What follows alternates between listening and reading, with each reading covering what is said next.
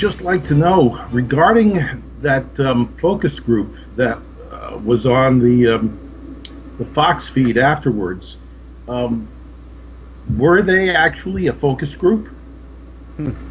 Well, Frank Luntz has been known to seed his focus groups with specific individuals. I know that for a fact. If you look up, go to YouTube after you disconnect with us, and take a look at Frank Luntz, and there's some really great videos of him actually asking the same exact person questions from a variety of different focus groups. Now, if you're not seeding your own focus group, why would you be asking the same person twice in different groups? It's completely obvious that these things are stacked. And Frank Luntz, they do that. It's a dog and pony show. That's all it is. It's not that difficult. I've done focus groups before.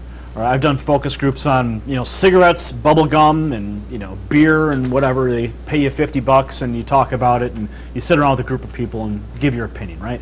Well, in order to get into those focus groups, you have to pass a preliminary question. You have to go through a quiz. Do you do this? Do you do that? Do you do this? Do you do that? Blah blah blah blah blah. So you have to qualify. If you answer they can stack these things in such a way to make sure that they have a specific group of people that fit a criteria to get into those groups. So I don't put much stock into whatever Frank Luntz does.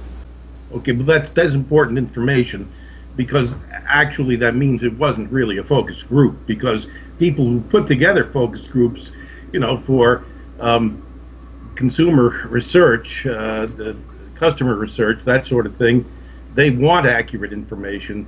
You're saying this guy has a known history of stacking these, which explains things, and there's a very good chance then that the audience, that group, whatever we should call them, were lying when they said only one of them came in supporting Kane, and then almost all of them were swung over. They could have been all prepared to pretend as if they had been swayed.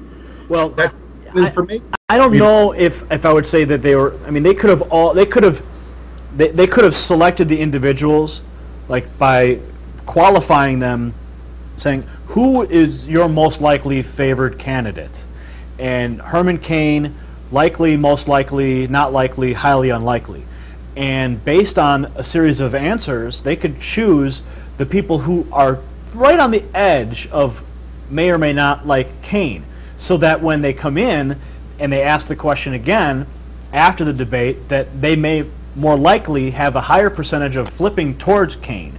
So by using sort of chance and some manipulation in the questions, that it's very easy for them to stack their own focus group. Now, so in other words, stacking it without even the members of the panel themselves realize that it's exactly. being stacked. They don't even realize that they're being stacked, because they've all been pre-qualified. So they base their questions on ratios of the possibility of them moving. How much? What's it going to take for you to flip to Herman Cain? And if they present the questions in such a fashion, they could very easily get the answers that they want.